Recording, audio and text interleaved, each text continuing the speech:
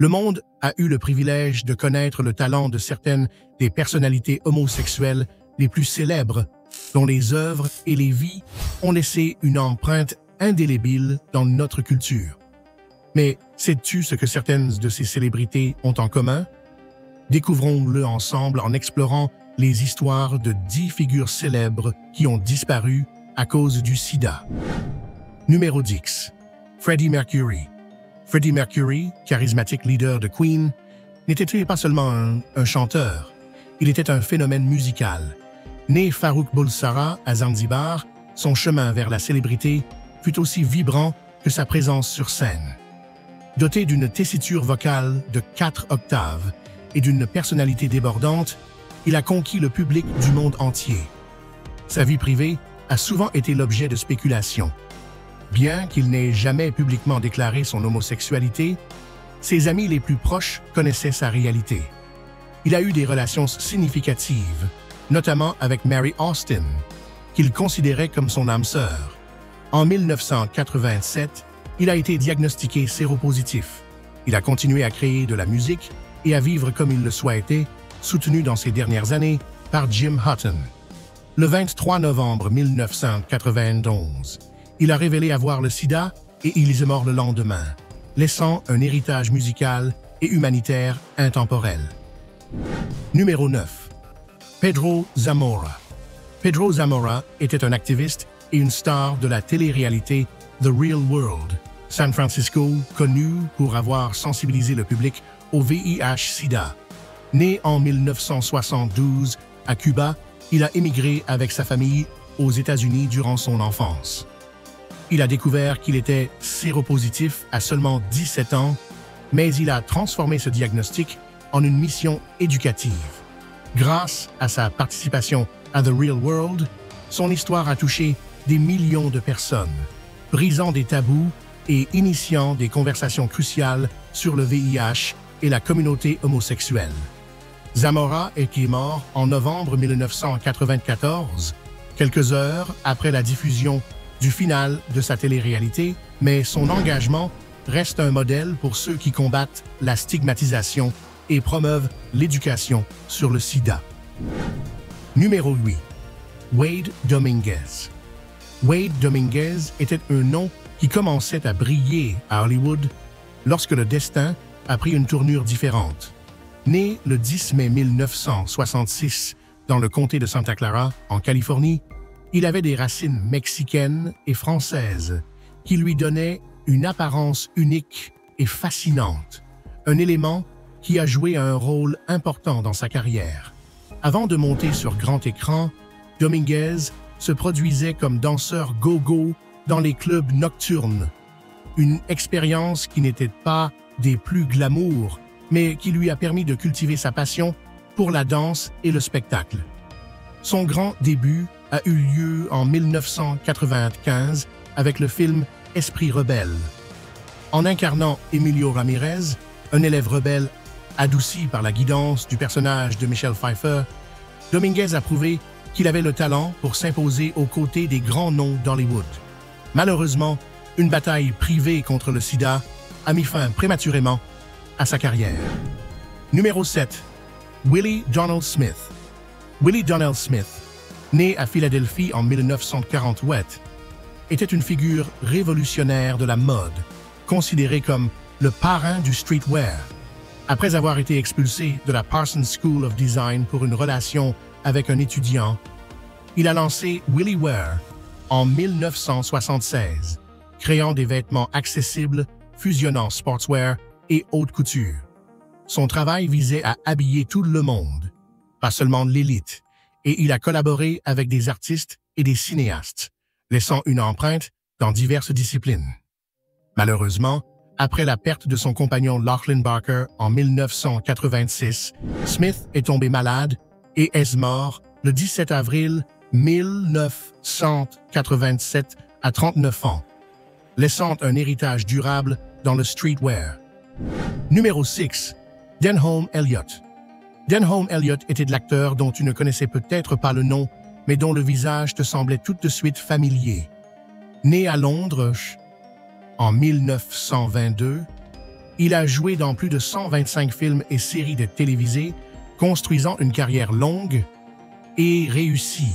Son talent en faisait une référence pour des rôles de personnages un peu confus mais adorables, capables de voler la vedette aux acteurs principaux.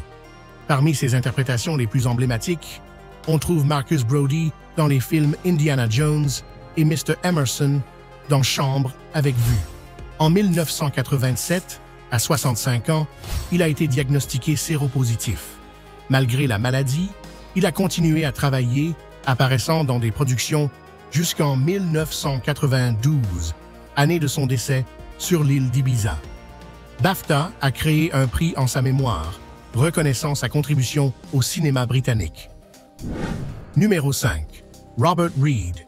Robert Reed, connu pour son rôle de Mike Brady dans la série La famille Brady, a mené une vie complexe et pleine de rebondissements.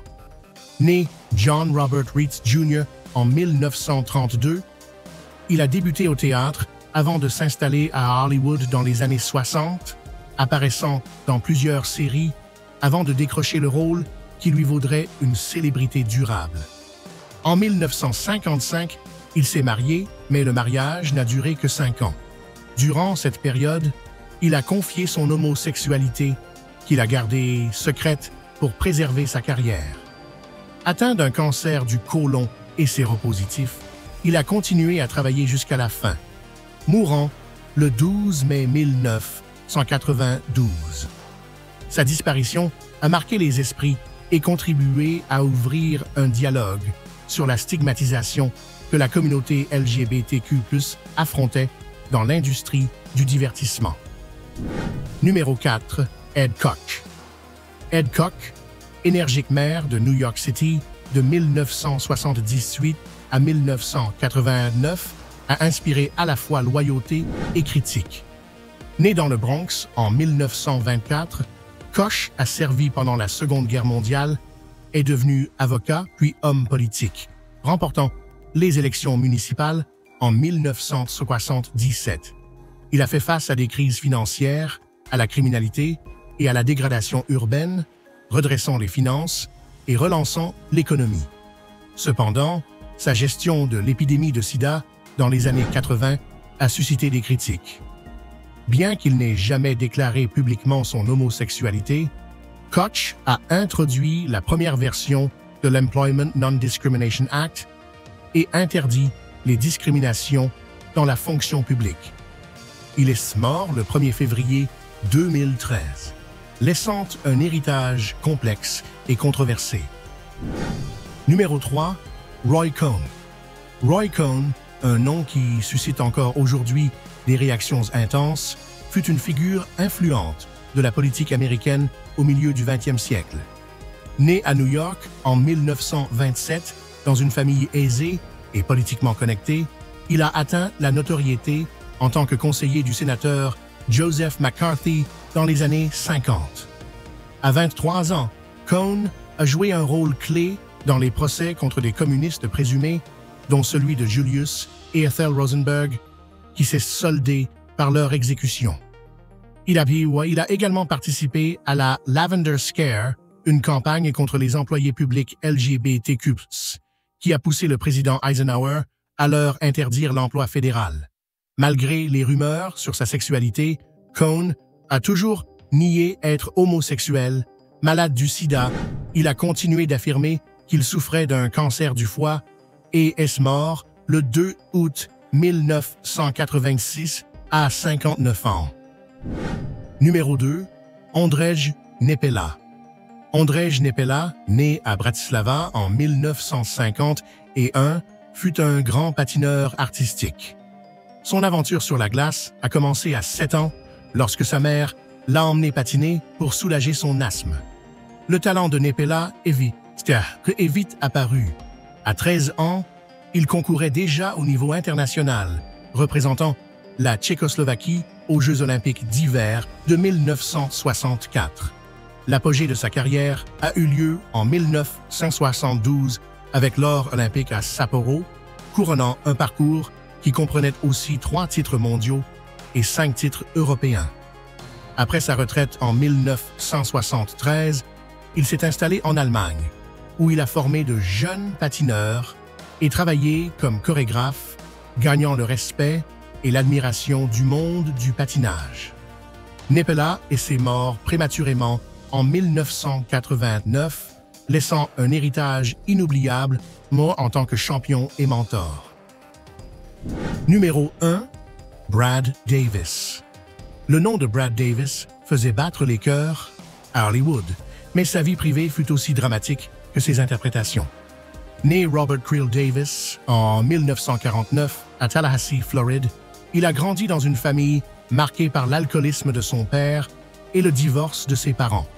Il a déménagé à New York à l'adolescence, a fréquenté l'American Academy of Dramatic Arts et a perfectionné son talent dans des productions off-Broadway.